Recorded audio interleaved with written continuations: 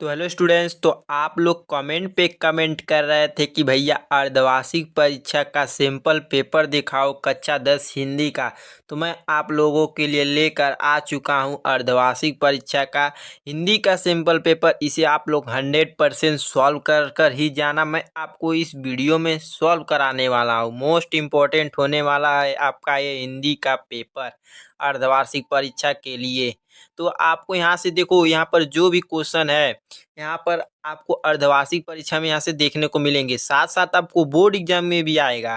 ये मत समझना कि भाई चलो अर्धवार्षिक हो गया इसे मैं तैयार कर लिया, नहीं भाई, आपको अर्धवार्षिक में फोड़ना है, साथ साथ में आपको बोर्ड एग्जाम में भी फोड़ना है। ठीक है, तो वीडियो को पूरा लास्ट तक देखिएगा और अच्छे से इसे आप लोग कमेंट कर कर भी ये भी बताइएगा कि आपको कितना आ रहा था। ठीक है, अब कितना नहीं इसमें से। चलो यहाँ पर क्या दिया है, 70 नंबर का पूर्णांक है। निर्धारित समय क्या है, 3 घंटा 15 मिनट है। आप लोग यहाँ पर सामान्य निर्देश पढ़ लीजिएगा। ओके, मैं चलो आपको डायरेक्ट सॉल्व कराऊंगा। अगर मैं ये पढ़ूंगा तो वीडियो लंबी होगी, आप लोग पढ़ सकते हो, देख लीजिएगा। आप लोग कुछ सामान्य निर्देश ही दिए रहते हैं, आपको 15 मिनट पढ़ने के लिए रहते हैं। ठीक है, आपको क्या क्या इसमें क्वेश्चन में दिए रहते हैं, यही सारी चीज़ें रहते हैं, आप लोग उसे पढ़ लीजिएगा। तो चलो हम लोग देखते हैं। खंड अ में 20 बहुविकल्पी प्रश्न है। ठीक है, तो चलो हम लोग पहले से स्टार्ट करते हैं। तो पहला प्रश्न क्या बोला है, हिंदी का प्रथम उपन्यास है। तो हिंदी का प्रथम उपन्यास कौन है, गोदान है या परीक्षा गुरु है, गबन है या इनमें से कोई नहीं। तो आपका राइट आंसर क्या होगा, परीक्षा गुरु हो जाएगा। ख नंबर आपका राइट आंसर है। ख पे टिक कीजिए। ठीक है, ध्यान से आप लोग इसे देखिएगा वीडियो को, बहुत मोस्ट इम्पोर्टेंट है ये सारे क्वेश्चन। एकांकी के सम्राट हैं। एकांकी के सम्राट सेठ गोविंदास हैं या डॉक्टर रामकुमार वर्मा या उदय शंकर भट्ट हैं या इनमें से कोई नहीं। तो आपका इसमें से राइट आंसर क्या हो जाएगा, डॉक्टर रामकुमार वर्मा है। ठीक है, अगला प्रश्न देखते हैं 3 नंबर का। शोक विकल सब रोही, रानी रूप राशि, रानी रूप राशि, बल तेजी बखानी, इनमें से इसमें कौन सा रस है। तो देखो यहाँ पर आपका कौन सा रस है, देखो करुण रस है या श्रृंगार रस है या भक्ति रस या वीर रस है। यहाँ पर आप लोग देख सकते हो शोक नामक शब्द आ चुका है, यानी हमारा किसका स्थायी भाव होता है, किसका स्थायी भाव होता है, तो आपका करुण का होता है। ठीक है, शोक किसका स्थायी भाव होता है, करुण का हो, तो आपका राइट आंसर क हो जाएगा, करुण रस हो जाएगा। अगला प्रश्न देखते हैं हम लोग। चलो मैं आपका जो जो राइट आंसर उसी के मैं टिक करता चलूंगा और जो कॉन्सेप्ट होगा उसे मैं बता दूंगा। ठीक है, भारत 4 नंबर प्रश्न देख लो। भारत भारती किसकी रचना है, भारत भारती किसकी रचना है। तो 4 नंबर का प्रश्न हो जाएगा आपका क हो जाएगा। क नंबर मैथिली शरण गुप्त जी हैं। ठीक है, तो आ जाओ 5 नंबर प्रश्न देख लो। कपड़ा का तसम है, कपड़ा का तसम है, तो कपड़ा का तसम क्या होगा, कपट हो जाएगा। ख नंबर आपका राइट आंसर है। ठीक है, ख पे आप लोग टिक कीजिए। ठीक, अगला प्रश्न देख लो। प्रत्येक के भेद होते हैं, प्रत्येक के भेद होते हैं, तो प्रत्येक के आपको पता है कितने भेद होते हैं, तो 2 भेद होते हैं। ख नंबर आपका राइट आंसर। ठीक है, अगला प्रश्न देखते हैं। मधुवरी में कौन सी संधि है, कौन सी संधि है।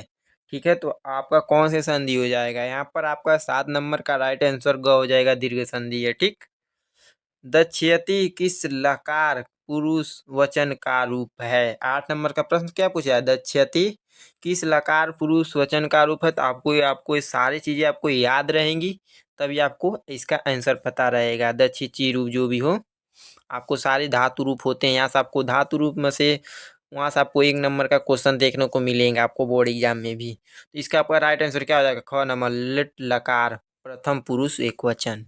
ठीक है, ख नंबर आपका राइट आंसर हो जाएगा। तो 8 नंबर हो गए। और 9 नंबर का क्या बोल रहा है, देखो परित्र में प्रयुक्त उपसर्ग का नाम लिखिए।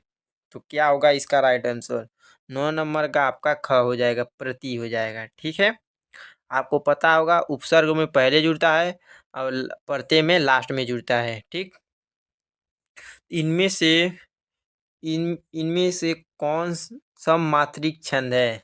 तो सममात्रिक छंद कौन किसमें होता है, आपको पता है सममात्रिक छंद जिसमें सममात्रिक छंद हो सेम, तो इसमें से आपका कोई नहीं होगा, वो आपका चौपाई होता है। ठीक है, चौपाई ही होता है। ठीक है, जो आपका सममात्रिक छंद होता है, इसमें आपका चौपाई ऑप्शन दिया ही नहीं है। ठीक, तो चौपाई नॉट आंसर, नौ चौपाई आपका राइट आंसर है भाई, नॉट आंसर बोला हूँ। चौपाई मतलब इसमें ऑप्शन में नहीं दिया है, तो यहाँ पर क्या दिया है, डायरेक्ट इनमें से कोई नहीं दिया था, आप लोग इनमें से कोई टिक करना है, क्योंकि चौपाई ऑप्शन में ही नहीं है, ही नहीं। ठीक है, अगर आप देखो, आपको ये सारे डिफिनेशन अगर आपको अच्छे से याद रहेंगे, परिभाषाएं, रोला डोहा सोरसा, तो आपको बहुविकल्पी में जो आता है आप लोग जल्दी से आपको आ जाएंगे, टिक कर लोगे कि कौन सा आपका राइट आंसर है। देखो, अगर आपको चौपाई का डिफिनेशन मालूम रहता, परिभाषा, तो आपको समझ में आ जाएगा कि भाई उसी में होता है सब मात्रिक छंद। ठीक है, तो इसमें से कोई नहीं हो जाएगा। ठीक, चलो अगला प्रश्न देखते हैं 11 नंबर का। त्रिफला का समास विग्रह, त्रिफला का समास विग्रह होगा तो क्या होगा, इसका राइट आंसर क हो जाएगा, तीन फलों का समूह, तीन फलों का समूह हो जाएगा। क नंबर राइट आंसर होगा, तीन फलों का समूह हो जाएगा। 12 नंबर देख लो प्रश्न, खड़ी बोली का प्रथम महाकाव्य है, खड़ी बोली का प्रथम महाकाव्य क्या होगा, तो ख नंबर ये भी हो जाएगा, प्रिय प्रवास हो जाएगा, प्रिय प्रवास। प्रयोगवाद के जनक है, 13 नंबर प्रश्न देख लो, प्रयोगवाद के जनक है, प्रयोगवाद के जनक कौन है, तो हमारे अज्ञे जी हैं। ठीक है, 13 नंबर प्रश्न आपका, 13 का क नंबर आपका राइट आंसर हो जाएगा। अगला प्रश्न देख लो, 14 नंबर का, निम्नलिखित में से समन्वयवादी कवि कहा जाता है, तो कवि कहा जाता है तुलसीदास को, तुलसीदास आपका क नंबर आपका राइट आंसर हो जाएगा।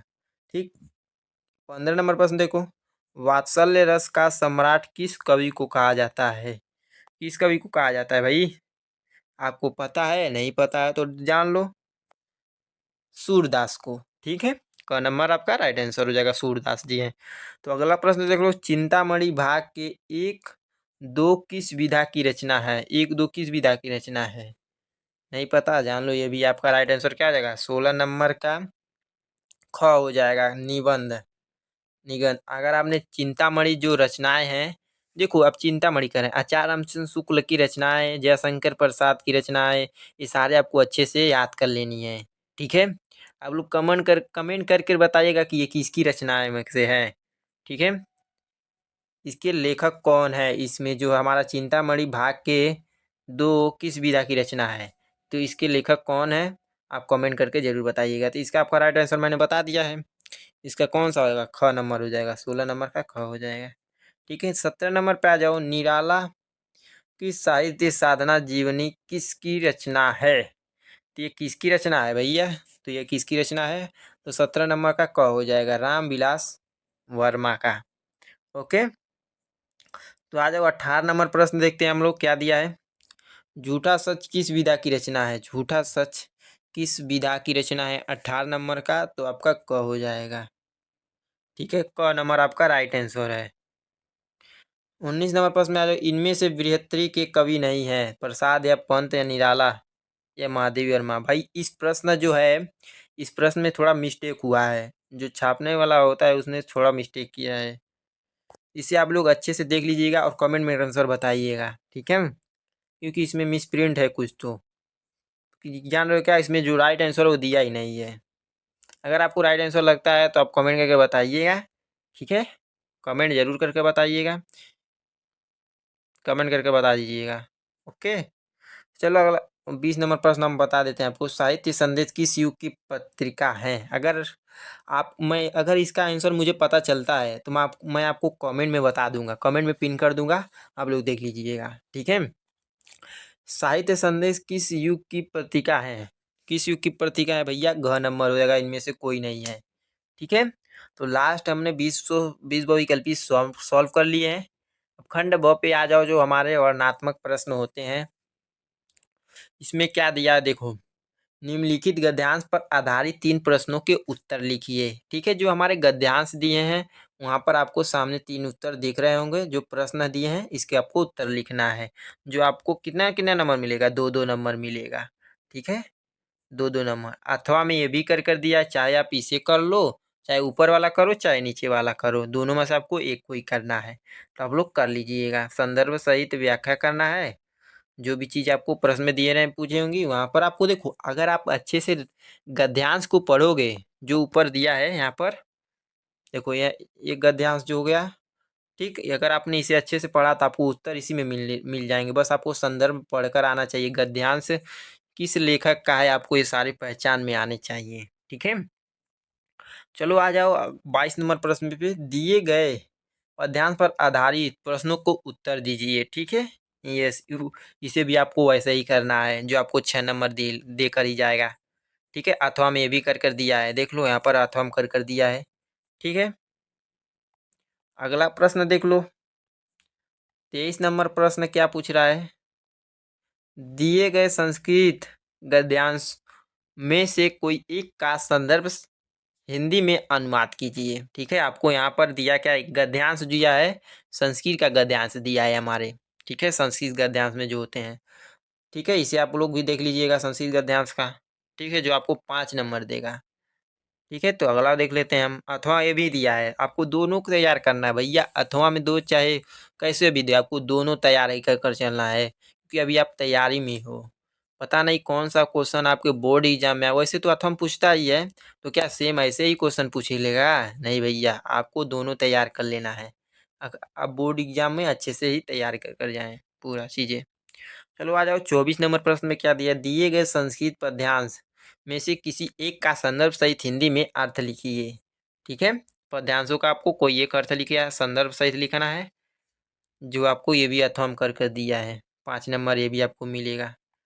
आ जाओ अब 25 नंबर प्रश्न में क्या दिया है, अपने अपठित खंड काव्य के आधार पर निम्नलिखित प्रश्नों में से किसी एक प्रश्न का उत्तर लिखिए।